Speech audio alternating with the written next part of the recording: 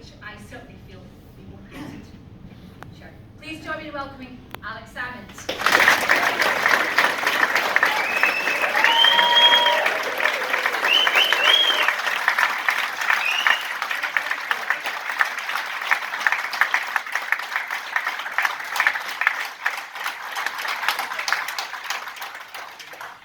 I don't really need this. This is for the folks at home and the live feed. So let's give a big round of applause to the folks that are tuning in at home. We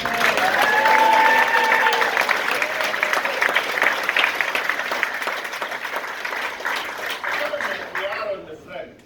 As Taz said, we did a show a few years back on the fringe.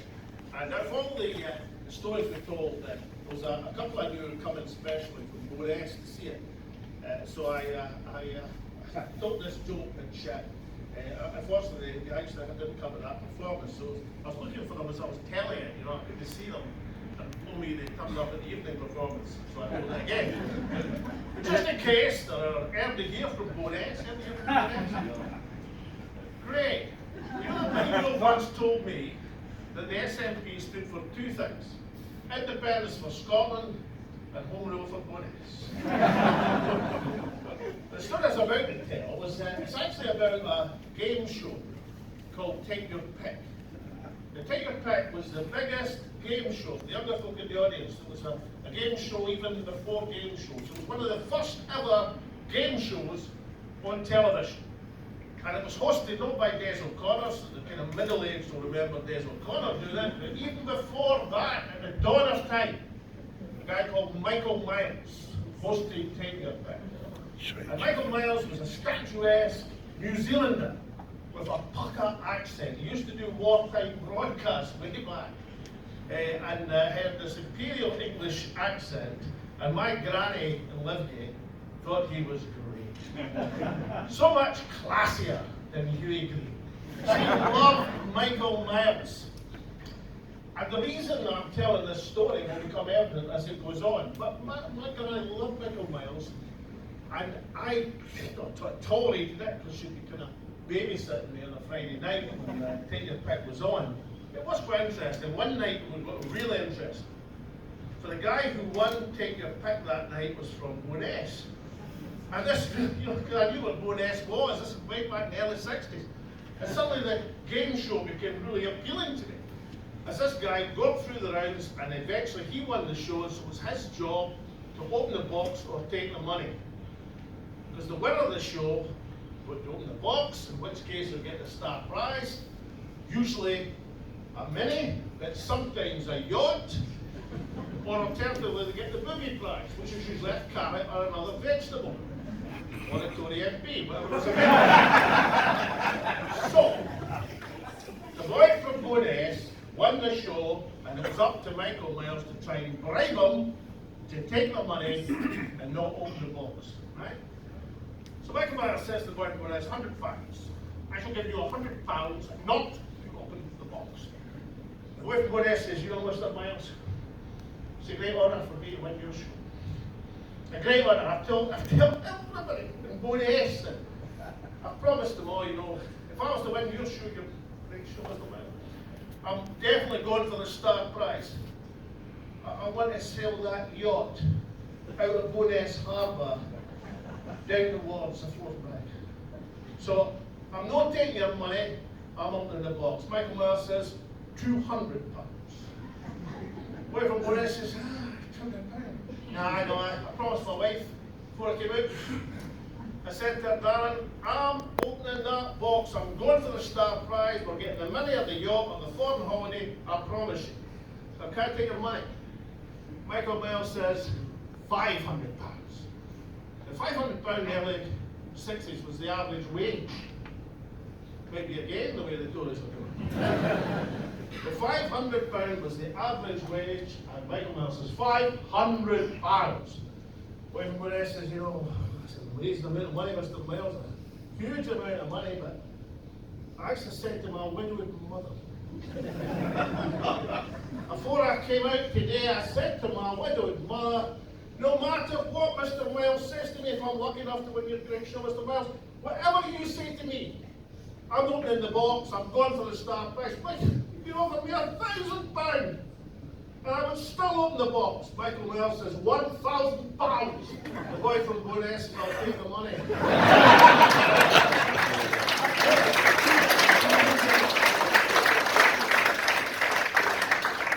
tell the story is this.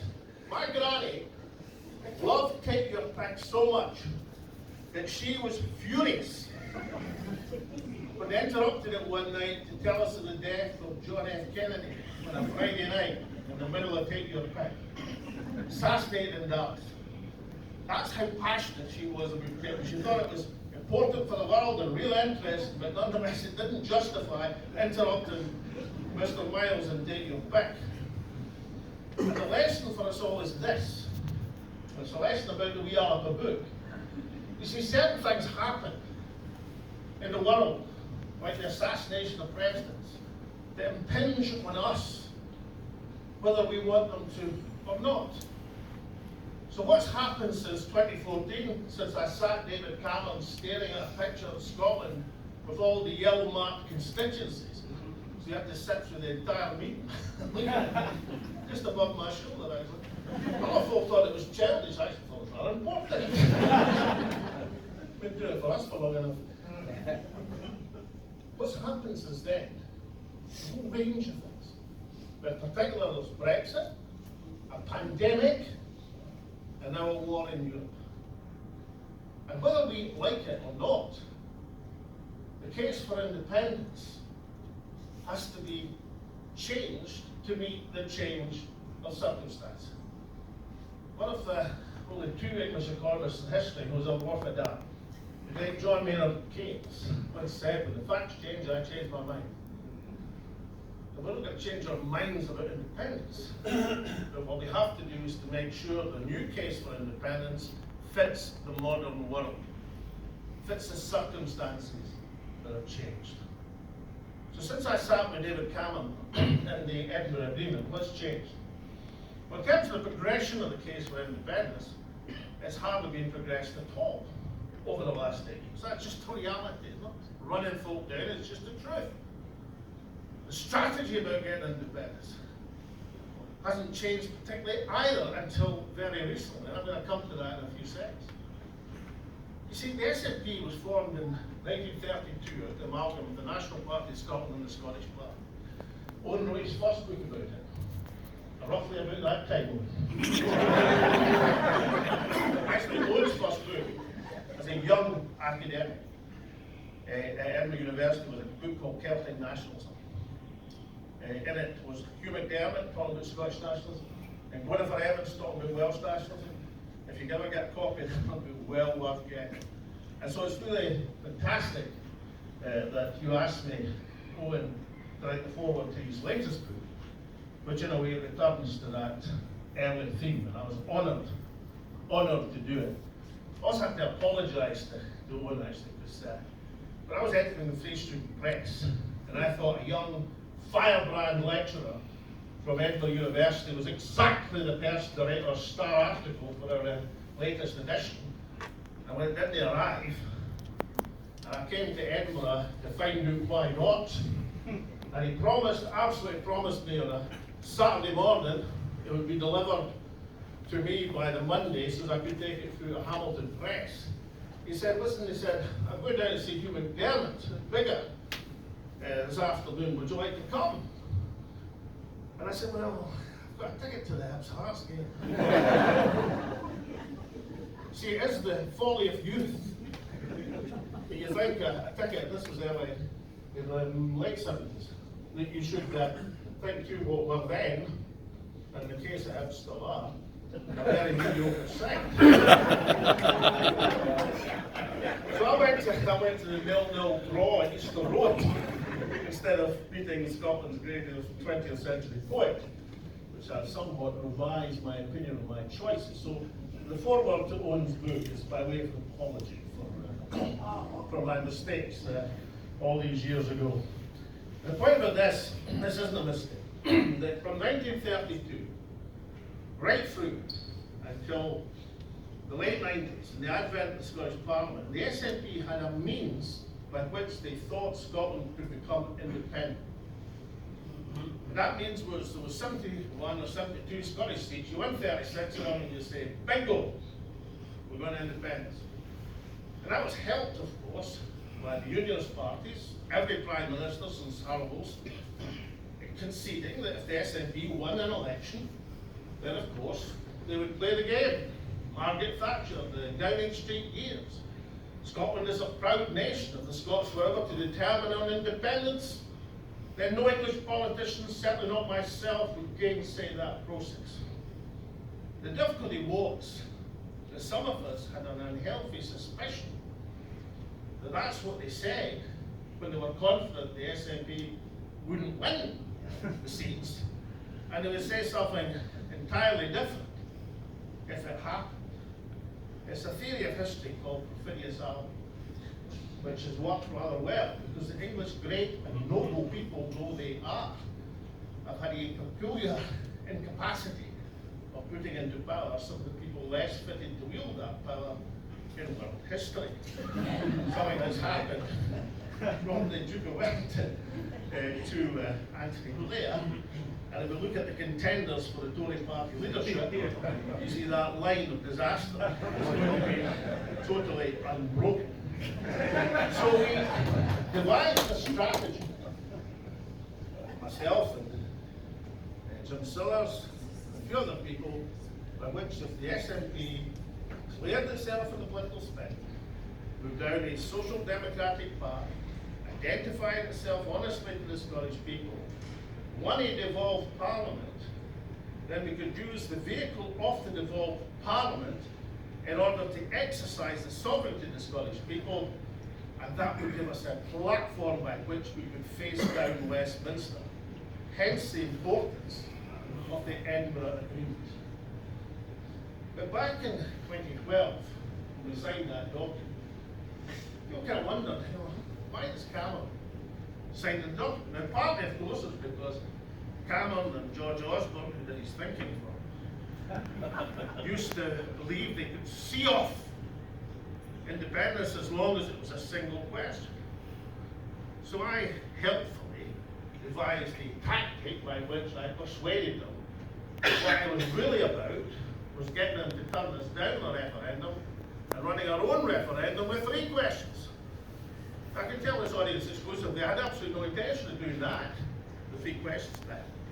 But it was politic and useful to make them believe it. Because when you're in a struggle for power, you have to work out what your opponent likes least. And they thought that we would win a referendum and gain additional power was the thing that they were most terrified with, and the second thing they were most terrified about was we'd take it upon ourselves to claim the sovereignty of organising our own referendum.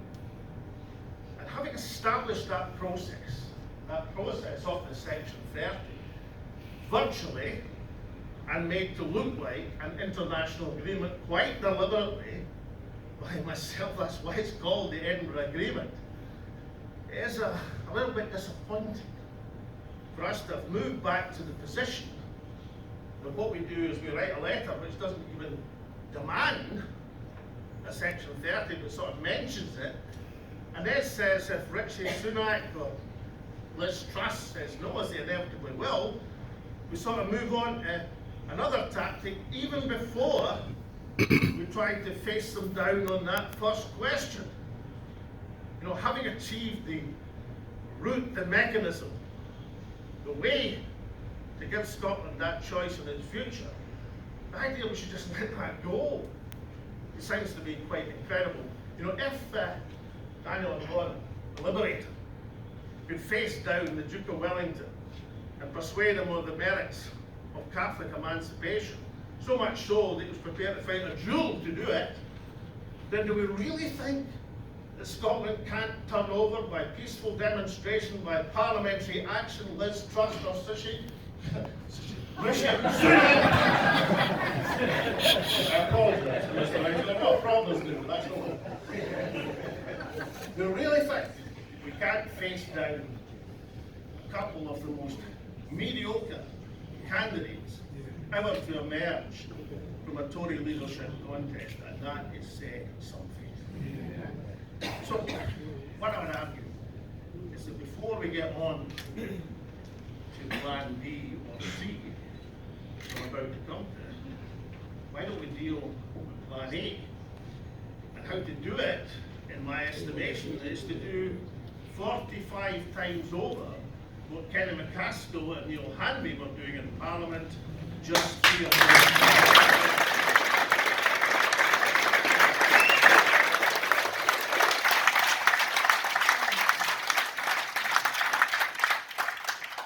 Backed up by mobilisation of people, which hopefully I'll be doing on the 18th of September, to make the point that the parliamentarians are working in concert with the people, not in advance of them and not behind them.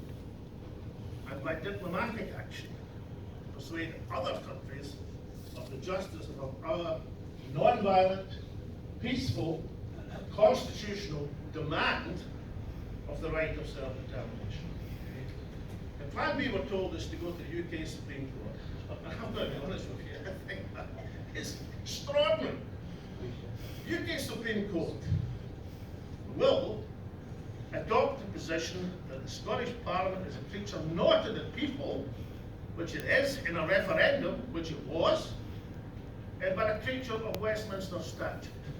And they shall look at the Westminster statute, and after humming and hawing and listening politely to the Lord Advocate arguing, as far as I can see, against the case of their own government, and then they'll come to a conclusion. I'm afraid that the pursuit of independence lies out with our competence. Our competence Supreme Court is to tell you what that legislation means, and it isn't what you want it to be. That's what will happen. Now, of course, I was reading just the other day that fact that this is all a subtle plan to so enrage the people. Well, I think the people are going to be pretty raging this autumn. They won't be raging about what the Supreme Court says. They'll be raging about their electricity bill, their fuel bills, and the fact they can't afford to stay in Scotland. They can't afford the cost of living rises. And as Kenny McCaskill was pointing out in the last 2 days, that a country which can produce 10 times its electricity needs at half the cost that it's currently being produced is actually going to introduce mass fuel poverty in a land of energy plenty. That's what they'll be raging about. And what they'll be looking for is a political party which can encapsulate that rage, give it form and substance, and take it forward to solutions. The Supreme Court, in my estimation, is a fool's errand. The legal case for Scottish independence doesn't rest on UK domestic law, it rests on international law. It rests on the Helsinki Agreement, the United Nations Charter. What the UK itself has said about other cases such as Kosovo. That's where it rests. And the claim of right doesn't rest on the Declaration of Growth from 1689 or even the 1980s. It's that same passage of sovereignty at the heart of the Scottish constitutional tradition. Where that claim and responsibility rests right now isn't in the Supreme Court of London, it's in the Scottish Parliament in Edinburgh, or the parliamentarians from Scotland. And if you want to exercise it to make the appeal to international jurisdiction, which you should, if you can't face down Westminster in a Section 30, and you call on these people, elected by the Scottish people, to exercise that sovereignty by getting off their backsides, forming a convention and demanding the legitimacy that a majority of MSPs and MPs have.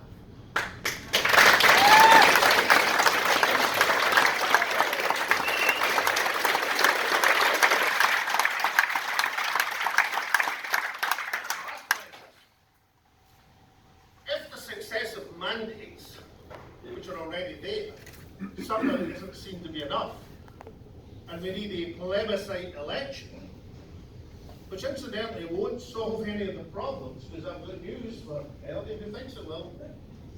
They won't be recognised by the other side as such. They won't be recognised by Westminster as such, but if such a plebiscite election is necessary, then for goodness sake, fight it not as a normal election, party interplay, fight it as Scotland United, on the single issue of Scottish sovereignty and Scottish independence. Because if you try to fight it in an election in the normal fashion, then you'll end up not talking about Scottish independence and sovereignty. You'll end up talking about ferries or the health service or the education system or 100 things I can think that if I were an SNP and Green politician, I wouldn't be absolutely confident of the platform on which I was standing.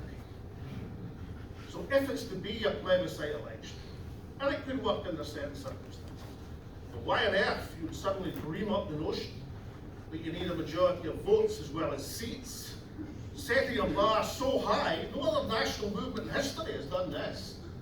But if that's what it's to be, then let it be. Then let it be as Scotland United.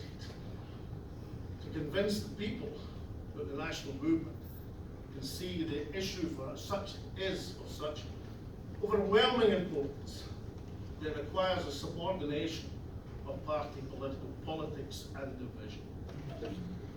So they would be my thoughts.